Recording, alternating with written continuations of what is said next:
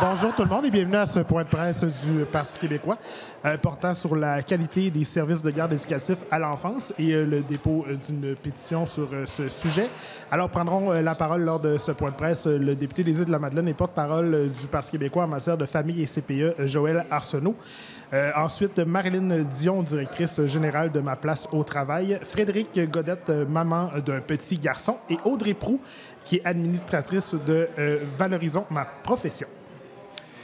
Merci beaucoup. Alors, moi, j'aimerais dire que le réseau de services de garde à la petite enfance qu'on a mis en place au Québec depuis 1997, c'est un joyau.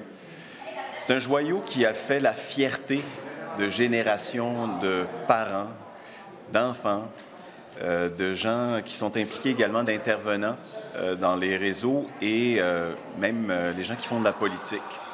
On était innovants, on était avant-gardistes et vraiment, aujourd'hui, ce qu'on constate, c'est que ce réseau-là, il est menacé. Il est en déroute par les gestes qui sont posés ou qui ne sont pas posés, dans certains cas, par la Coalition Avenir Québec.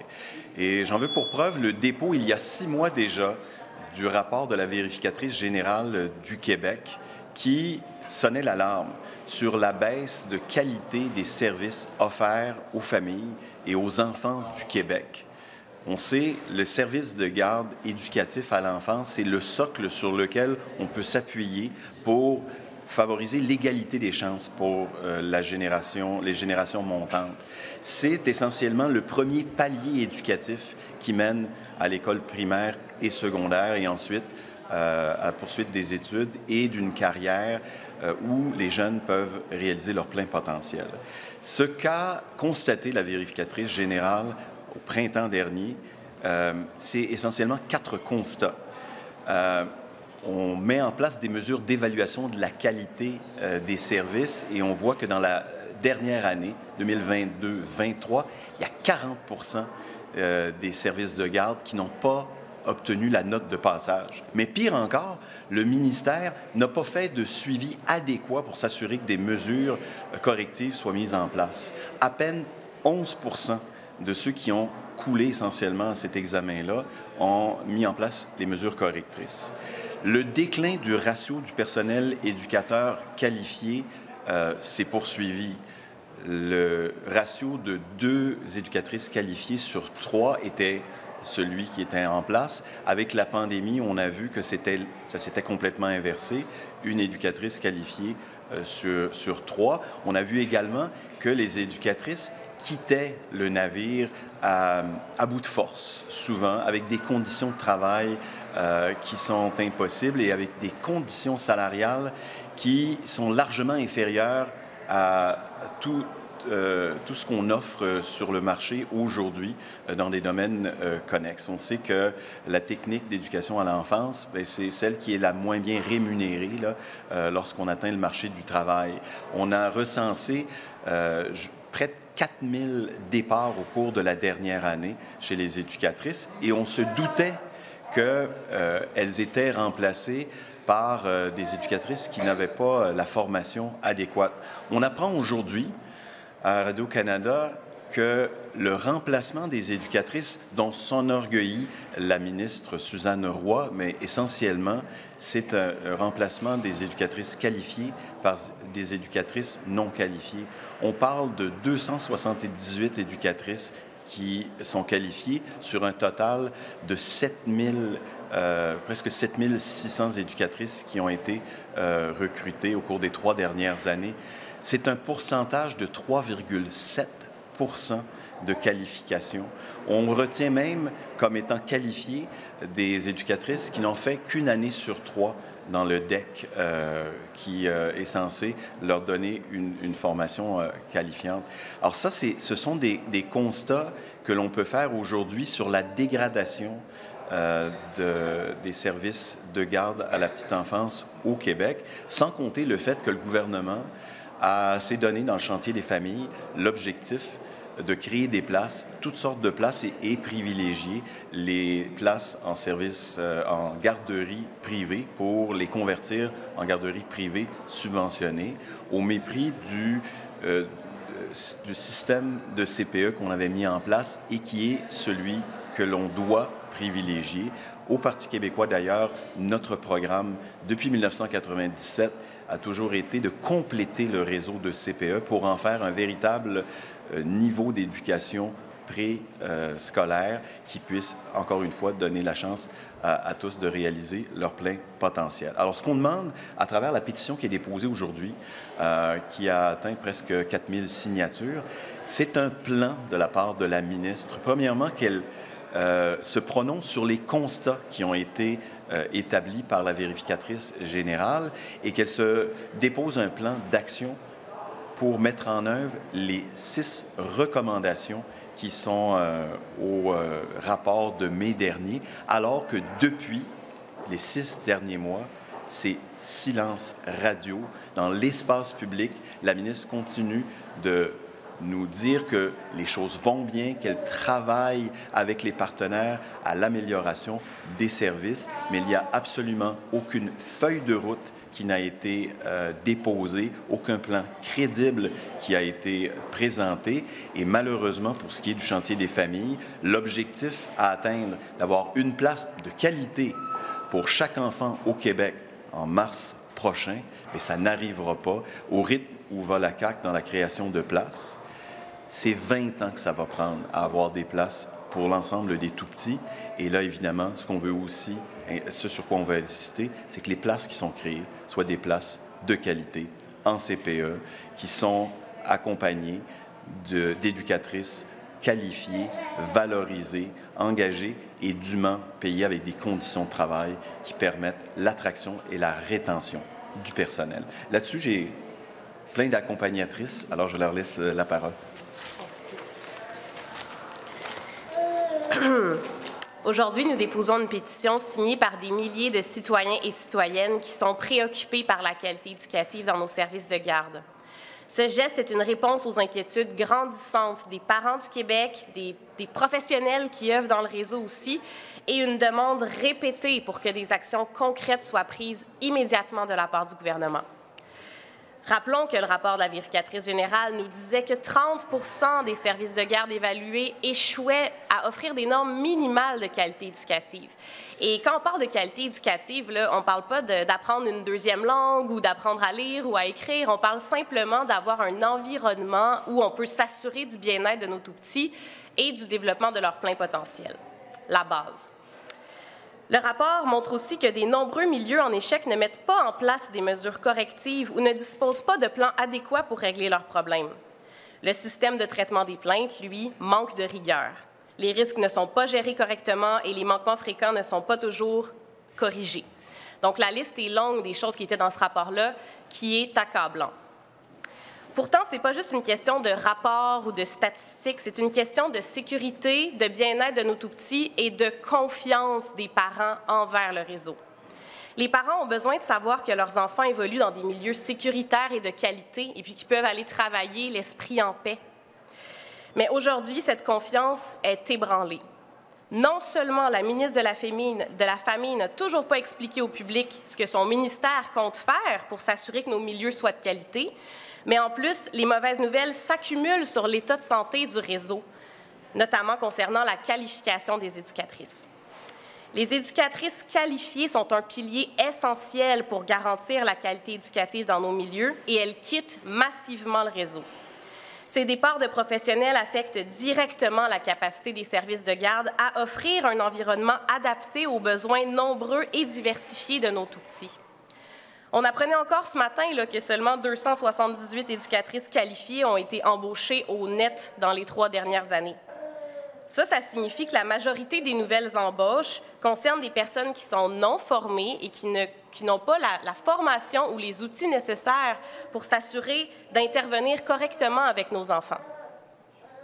Toutes les études le démontrent pourtant. Les premières années de vie sont cruciales pour le développement. Les enfants doivent évoluer dans des milieux de garde avec des personnes qui sont formées, qui sont capables de les accompagner de manière adéquate. On ne parle pas de gardiennes, là, mais on parle de professionnels qui connaissent le développement de l'enfant et qui savent réagir de la bonne façon au bon moment. Les conséquences d'un service de garde de mauvaise qualité peuvent être importantes et avoir des impacts à long terme sur les individus. Donc, juste ce seul fait-là ne devrait-il pas suffire pour que cet enjeu soit une priorité nationale? Ces dernières semaines, il y a des reportages extrêmement troublants qui ont été révélés concernant des cas de maltraitance dans les services de garde. C'est des situations qui sont inacceptables et puis qui nuisent gravement au développement des enfants qui en sont victimes. Ces cas, malheureusement, ne sont peut-être que la pointe de l'iceberg. Combien d'autres histoires devrons-nous lire, impuissants dans notre salon, avant que le problème ne soit pris au sérieux et à la hauteur de ce qu'il devrait être? Et lorsque les parents osent porter plainte, ils se heurtent à un système qui est trop souvent inefficace. Les parents et leurs enfants n'ont pas d'accompagnement adéquat et sont souvent obligés de naviguer dans des dédales administratifs sans savoir ce qui s'est réellement passé ou quelles seront les conséquences concrètement dans le milieu de garde. La pénurie de places qui touche encore des dizaines de milliers d'enfants aggrave encore davantage la situation parce que ce manque de choix empêche les parents d'être exigeants lorsqu'ils acceptent une place. La pétition que nous déposons aujourd'hui demande des actions urgentes pour assurer la qualité éducative. La vérificatrice générale a identifié 6 recommandations claires pour corriger la situation et ce qu'on demande, c'est que le gouvernement applique ces recommandations et en fasse une priorité. On doit agir maintenant parce que si on laisse le réseau dériver comme c'est le cas aujourd'hui, les conséquences sur nos enfants seront significatives. Nous en paierons le prix dans les écoles, dans le système de santé ou dans nos familles. Nous sommes les adultes qui doivent protéger nos tout-petits et leur offrir un avenir qui est convenable et qui est digne de ce nom. C'est aujourd'hui qu'il faut agir. Merci.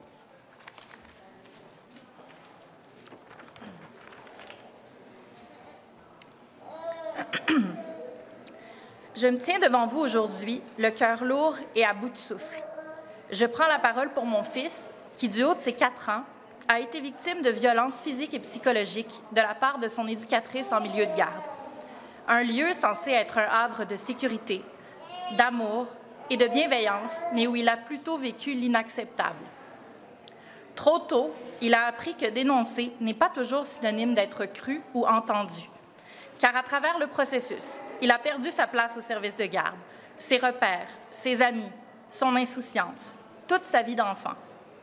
Comme parents, nous avons aussi perdu une partie de nous-mêmes lorsque ce petit être si curieux, heureux, au regard vif, est devenu un enfant terrifié et mal dans sa peau.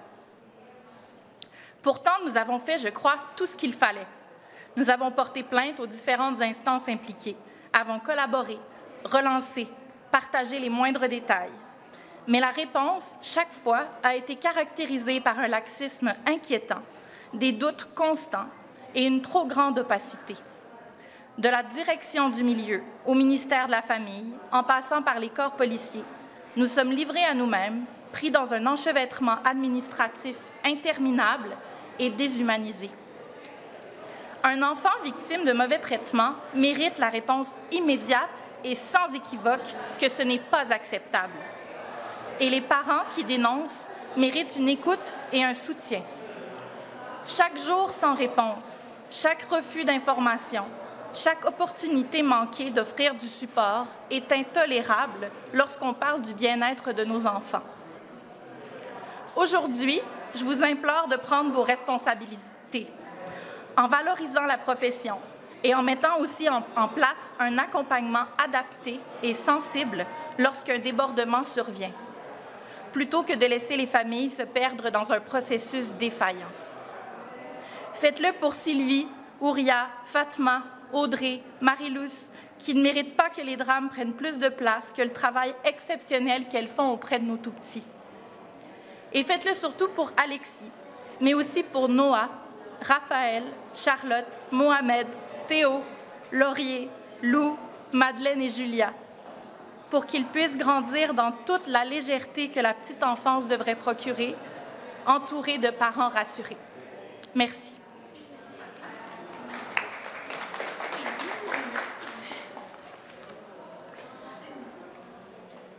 Le rapport de la vérificatrice générale a mis en lumière des faits accablants, comme on l'a entendu de mes collègues juste avant. Ces constats ne sont pas des surprises pour nous, les personnes éducatrices qui ont vu l'état de ce qui se passe sur le terrain, mais ça illustre parfaitement l'indifférence du gouvernement envers ce qui se passe dans notre réseau pour nos tout-petits. L'accès à une éducation de qualité dès la petite enfance est un droit pour tous, peu importe l'origine ou le milieu. Mais ce droit ne peut être garanti sans des personnes éducatrices qualifiées et soutenues. Les recherches des dernières années en petite enfance ont maintes fois démontré que la qualité des interactions entre les personnes éducatrices et les enfants est la dimension de la qualité éducative qui a le plus d'impact sur leur développement.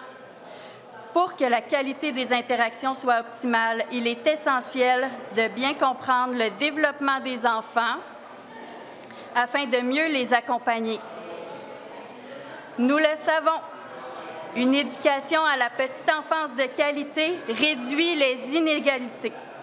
Elle permet également à chacun de mener une vie plus saine et durable. De plus, elle joue un rôle clé dans le développement de la tolérance et la construction de sociétés plus pacifiques.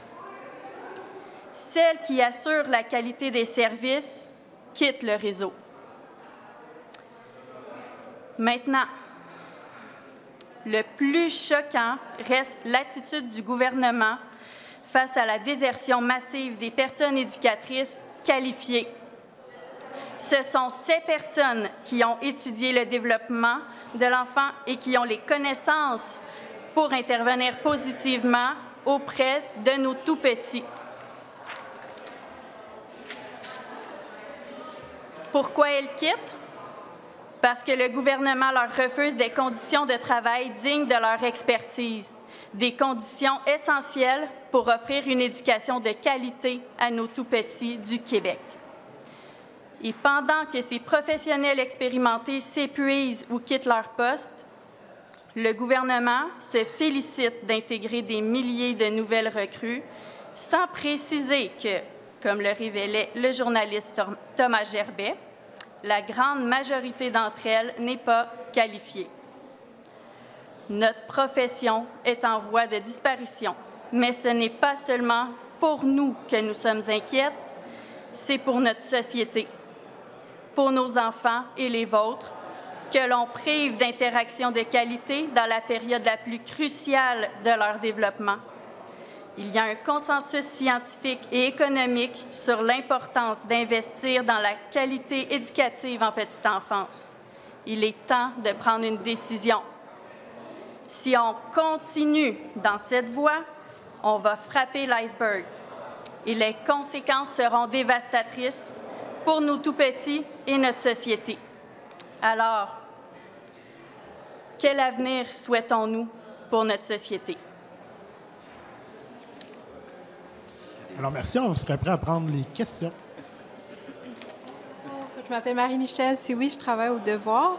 Je m'excuse, je n'ai pas entendu votre nom, Frédéric. Je voulais juste voir si vous pouvez vous avancer au micro. Frédéric, votre nom de famille? Godet. Godet. G-O-D-E-T. G-A-U-D-E-T. G-A-U-D-E-T. OK. Par rapport à ce qui est arrivé à votre fils, est-ce que vous faites le lien entre cet événement-là et le manque d'éducatrices qualifiées?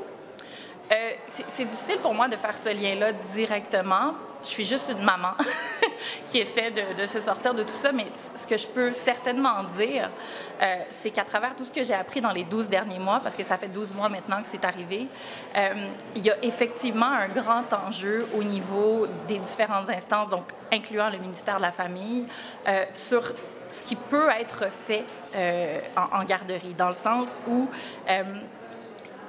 je sens un grand manque d'encadrement et de supervision. Puis le lien que je pourrais faire, c'est que sans les éducatrices qualifiées, c'est comme si l'encadrement est d'autant plus important.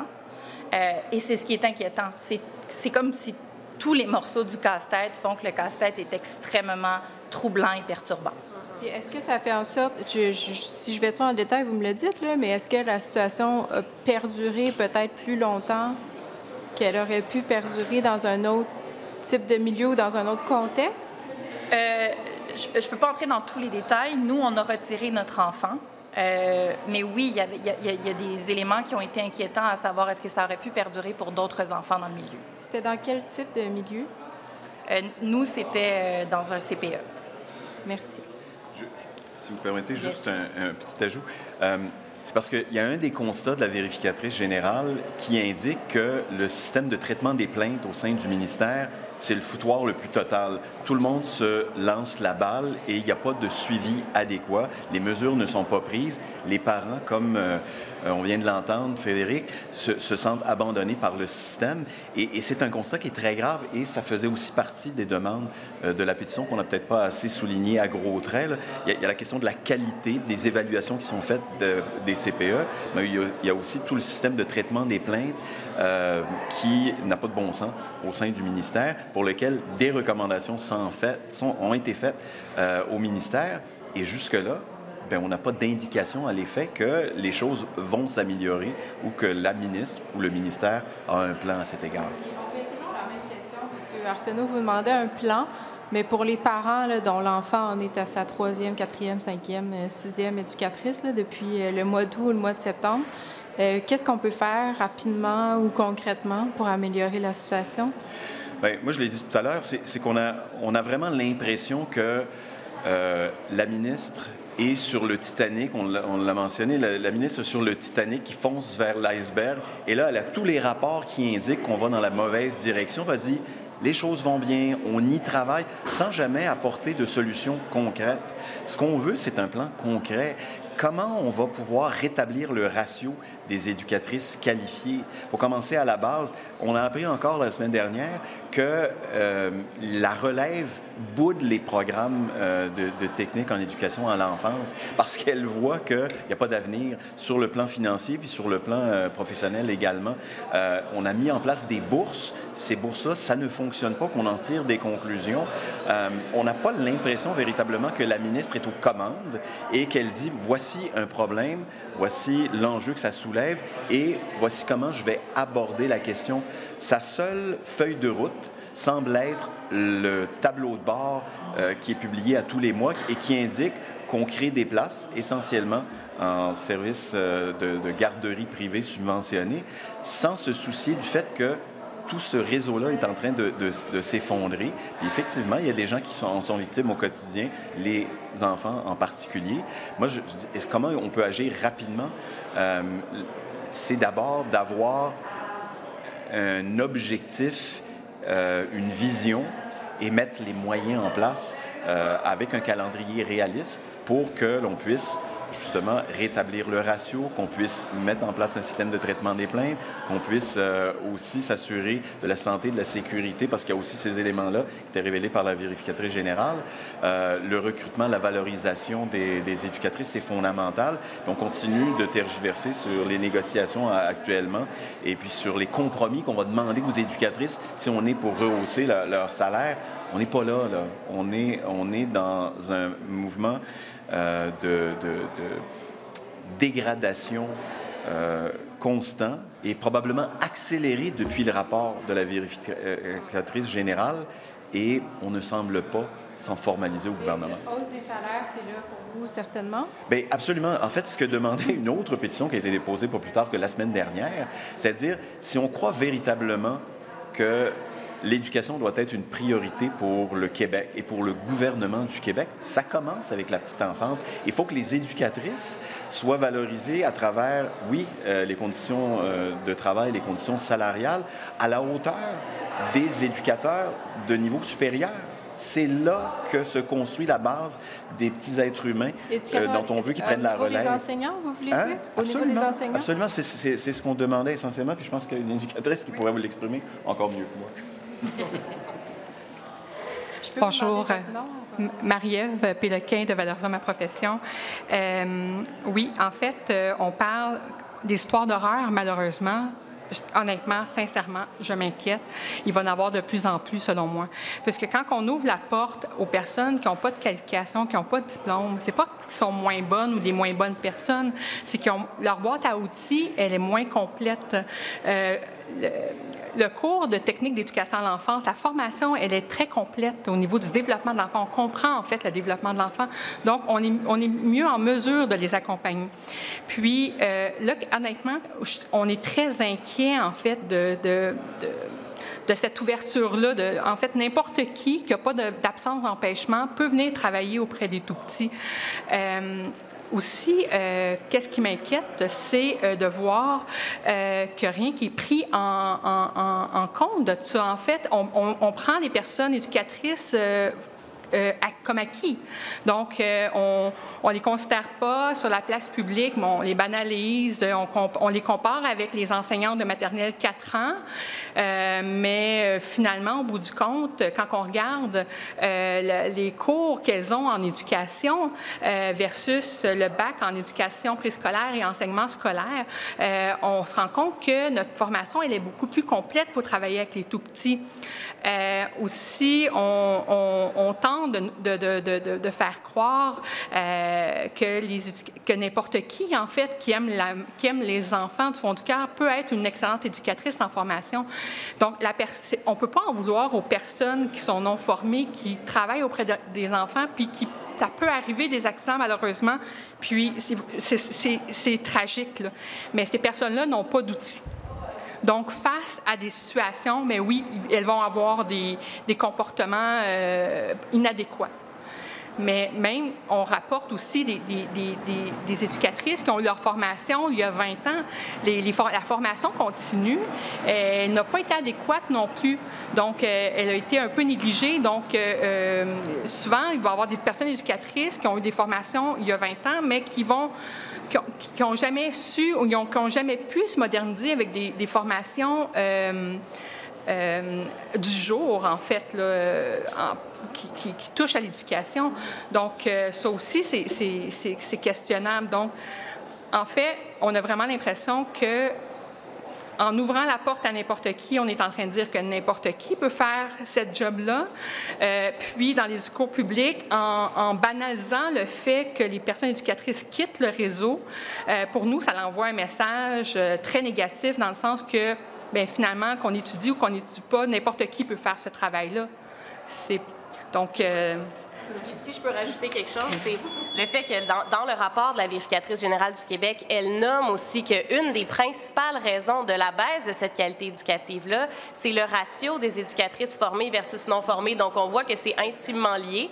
Puis tout à l'heure, vous parliez avec raison là, du fait qu'il y a plusieurs enfants qui vont avoir 5, 6, 7 éducatrices dans une année, ce qui a par ailleurs des impacts là, sur le développement de l'attachement des tout-petits.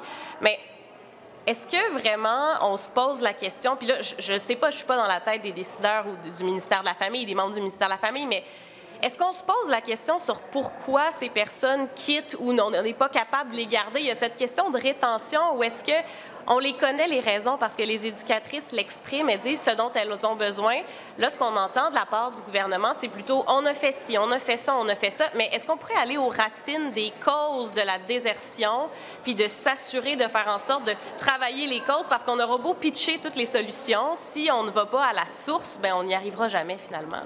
Merci. Est-ce que je peux vous demander votre nom? Il va falloir quitter pour la paix. Oui, c'est Marilyn Dion de Ma Place au Travail. Merci. Souvenez-vous, au début des 2 dernières années scolaires, lorsque on avait un manque de professeurs, de milliers de professeurs, il y a une déclaration que beaucoup de gens ont retenue de la part du ministre de l'Éducation, M. Drainville, qui disait « On s'assurait d'avoir au moins un adulte dans chaque classe ».